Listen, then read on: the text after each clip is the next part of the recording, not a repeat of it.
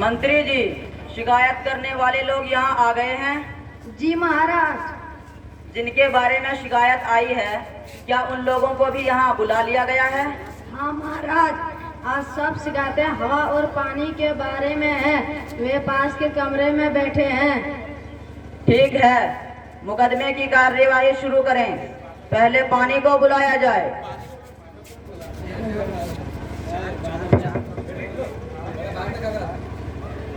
महाराज की जय हो। पानी, तुमसे इन लोगों की शिकायत है। यदि शिकायतें सच साबित हो गई तो तुम्हें दंडित की। महाराज, मुझे नहीं मालूम कि ये लोग मुझसे क्यों नाराज हैं। मैं एकदम निर्मल हूँ महाराज। महाराज, लोगों की पहली शिकायत यही है कि पानी अब निर्मल नहीं रहा। नदियों और नालों में बहते समय गंदगी और बीमारियां अपने साथ बहाकर सब जगह पहुंचा देता है। महाराज, अब ये लोग पहले की तरह पानी की रखवाली नहीं करते। पशुओं को जोगर के भीतर तैरने देते हैं। पशु अपनी गंदगी तालाब में फेंक देते हैं। गांव की दूसरी गंदगी भी तालाब में फेंक दी जाती है। नदियों में कारखानों की गंदगी एवं शहरों के गंदे नाले का पानी छोड़ा जाता है। महाराज, मैं अपने आप गंदा नहीं होता। भाइयों, आपके पास इसका क्या जवाब है? महाराज, यह तो मान लिया, पर कहीं बरसना कहीं नहीं। यह तो इस पानी की मनमानी है। नहीं महाराज, मुझ पानी की मनमानी कहाँ चलती है। जिधर ढलान हो, यहाँ का माहौल अनुकूलित हो, वहाँ मुझे जाना ही पड़ता है। ऐसी जगहों पर लोगों ने पहाड़ियों को काटकर मैदान बना दिए हैं, वन नष्ट कर दिए हैं। ऐसी जगहों पर बरसात कैसे हो सकती है? वर्षा न होने के लिए भी यही लोग जिम्मेदार हैं।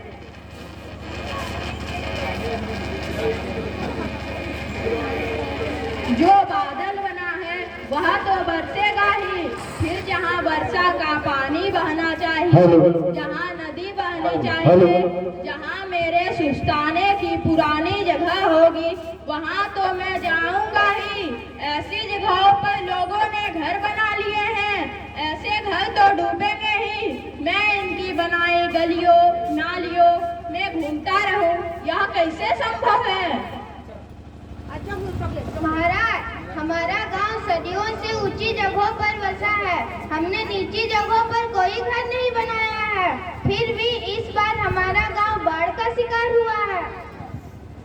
महाराज, पानी तो आँख मूंद के चलता है। नहीं महाराज, मैं देख कर चलता हूँ, तभी तो ढलान की तरफ जाता हूँ। कभी ऊंची जगहों पर चढ़ने की कोशिश नहीं करता। ये लोग जानते हैं कि इनके गांव के पास एक पहाड़ है। पहले उस पर बहुत से वृक्ष होते थे। पहाड़ से उतरते समय में इन वृक्षों के बीच से होकर आता था और सीधे पानी वाले रास्ते नदी नालियों में बहता था। अब लोगों ने वहां से वृक्ष साफ कर दिए हैं। मैं वहां से उतरता नहीं हूँ, बल्कि लुढ़कता हुआ नीचे आता हूँ। मुझे खुद पता नहीं चलता है कि नीचे मैं कहाँ मिलूंगा। कोई और शिकायत? तुम्हारी चुप्पी इस बात की गवाह है कि तुमने भी इस कारणों को मान लिया। तुम्हारी भलाई इसी में है कि अपनी गलतियां सुधारो और पानी को निर्मल तथा उपयोगी रहने दो। मंत्री जी। जी महाराज। अब हवा को बुलाया जाए।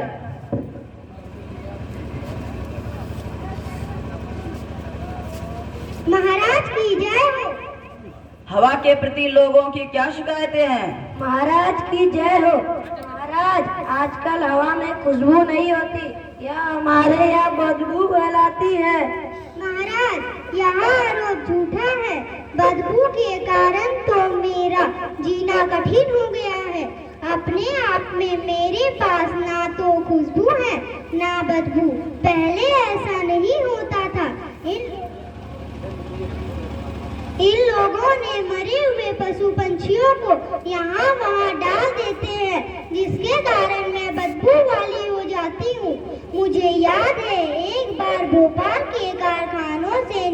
की जहरीली गैसें मुझ पर सवार होकर दूर दूर तक फैल गई थी, जिसके कारण बहुत से लोग मौत के मुंह में चले गए थे। इन लोगों से कहिए ये गंदगी ना फैलाए, सफाई रखे। लेकिन तुम अचानक चलकर हमारी आंखों में मिट्टी डाल देती हो, सब कुछ तबाह कर देती हो। क्या इसका हमने तुम्हें न्योता दिया था? चलना तो मेरा काम है, आप कहते हो तो लो, मैंने चलना बंद कर दिया।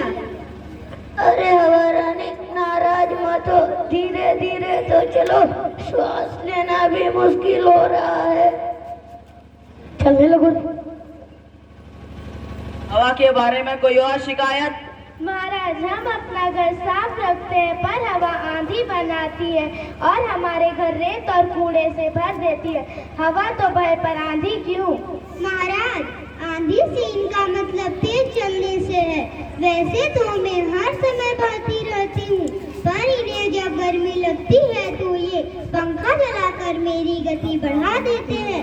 वैसे ही जहाँ हवा कम होती है मैं तेजी से वहाँ चली जाती हूँ। जब मैं तेजी से जाती हूँ तो रेत, मिट्टी, कूड़े आदि जो भी हल्की चीजें मेरे रास्ते में होती है ये मेरे साथ उड़ने लगती हैं। ये अपने घर और दुकानों को साफ करके कूड़ा आसपास गली या सड़कों पर डाल देते हैं। यहाँ मेरे साथ उड़ने लगती है। कई बार गांव के बाहर कूड़े का ढेर लगा देते हैं। इनका फेंका कूड़ा ही वापस इनके घरों में चला जाता है।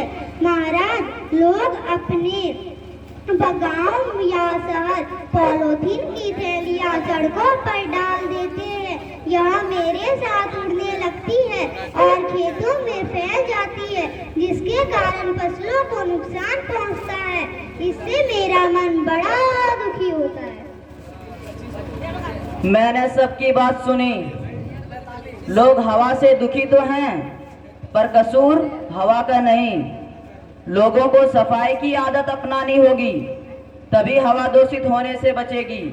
हमें चाहिए कि हवा और पानी को अपना दोस्त मानकर उन्हें नुकसान ना पहुंचाए। इसमें ही हमारा भला और बचाव है।